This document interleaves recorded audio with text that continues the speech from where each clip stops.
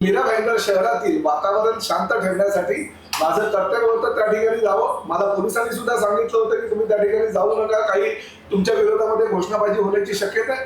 परंतु ठीक आहे, काही पक्षाचे बघा, मी मराठी एकीकरण समितीसाठी त्या ठिकाणी गेलो होतो. मराठी एकीकरण समितीचेच लोक नव्हे, तर उभाट्याची लोक किंवा काही मनसेची लोक वेगवेगळ्या पोलीस स्टेशनला जे अरेस्ट केले होते पोलिसांनी, मी त्याला सोडून त्या ठिकाणी घेऊन गेलो.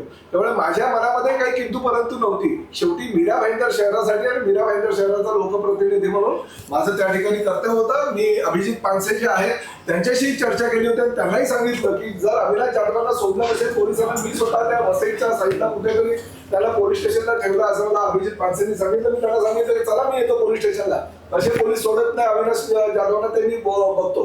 पण अशा पद्धतीनं जर काही वातावरण निर्माण काही लोकांनी करायचा प्रयत्न केला असेल तर ते त्याला करू द्या, काही हरकत नाही. बघा, शेवटी 4 पक्षाची नेते मंडळी किंवा काही कार्यकर्ते एकत्र आल्यानंतर प्रत्येकाला श्रेयवादासाठी ह्या काही गोष्टी कराव्या लागतात. त्यांनी ते केल्या. मला काही त्या विषयावर जास्त काही तो विषय मोठा करून घ्यायचा नाही. आणि निश्चितपणे आज मीरा भाईंदर शहरासाठी मराठी लोकांनी एकत्र यावं, ही जी काही परिस्थिती निर्माण झाली होती त्या ठिकाणी मी शब्द दिल्याप्रमाणे मी पोहोचलो. त्यांचं खरोखर मनापासून मी स्वतः वैयक्तिक आभार व्यक्त करतो. परंतु एक गोष्ट मात्र नक्की, हे सगळं घडलं कोणामुळे? हे सगळं घडलं पोलिसांमुळे.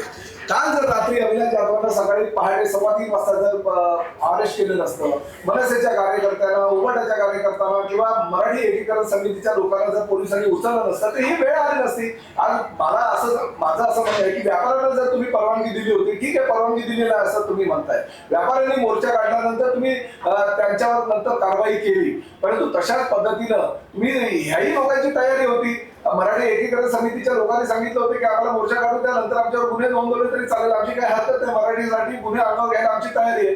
पोलिसांच्या चुकीच्या काही निर्णयांमुळे जर हा प्रसंग या शहरामध्ये निर्माण होत असेल तर निश्चितपणे ते चुकीचं आहे. माझं स्पष्टपणे मत आहे आणि मी कालही माझी हीच भूमिका होती, आजही आहे, उद्याही आहे.